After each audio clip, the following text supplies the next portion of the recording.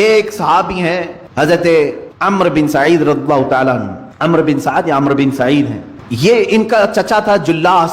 یہ دونوں لوگ مدینہ طیبہ کے کنارے رہتے تھے۔ جلاس جو ہے حضور صلی اللہ تعالیٰ علیہ وسلم کی مجلس میں ہمیشہ حاضر رہنے والا، اور وہ اپنے چھوٹے بھتیجے کو عمر کو لے کر کے بارگاہ رسول صلی اللہ تعالیٰ علیہ وسلم میں حاضر ہوتا تھا۔ جب بھی حضور صلی اللہ تعالیٰ علیہ وسلم کے جماعت میں حاضر ہو تو یہاں پر جو باتیں سنی جاتی تھی اس پر عمل کرنے کی کوشش کرتے۔ عمیر بن سعد، عمیر بھتیجے کا نام، یہ چھوٹی عمر کے تھے۔ چچا خود ہاتھ پکڑ کر کے بارگاہ رسول میں لے کر کے آتا تھا۔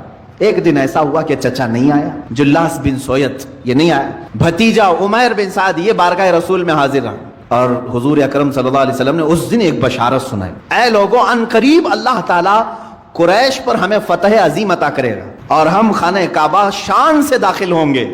حضور صلی اللہ علیہ وسلم جب یہ بشارت دیے، چھوٹی عمر تھی عمیر بن سعد کی، خوشی سے دوڑتے ہوئے آئے اور اپنے چچا جلاس بن سویت کو آ کر کے کہا، چچا آج معلوم ہے آپ کو آج اللہ کے رسول صلی اللہ علیہ وسلم نے کیا فرمایا؟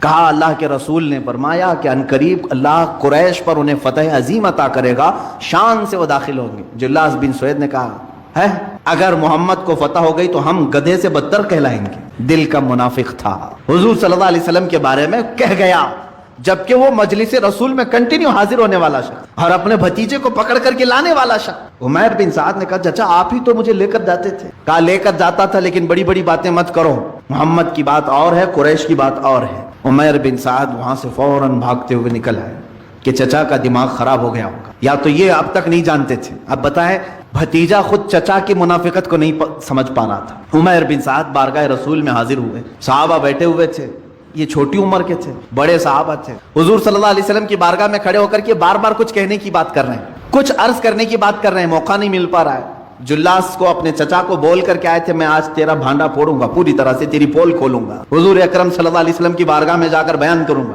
وہ گھبرا بھی گیا لیکن بچہ اب دوڑتے ہوئے آ گیا۔ اب یہاں پر تھوڑی دیر کے بعد بار بار وہ اٹھ رہے ہیں، اپنی گردن اٹھا رہے ہیں، تو حضور نے فرمایا کیا کہنا اٹھو؟ حضور صلی اللہ علیہ وسلم نے موقع دیا تو کھڑے ہوئے کہا کہ حضور ایک بات عرض کرنی ہے، میرا چچا منافق ہے۔ جلاس بن سویت سب کے کان کھڑے ہو گئے۔ جلاس بن سویت سب کی نظر میں ایک نیک شخص تھا، عمر والا شخص تھا، پابندی صوم و صلات، نماز اور روزوں کا بڑا پابند شخص،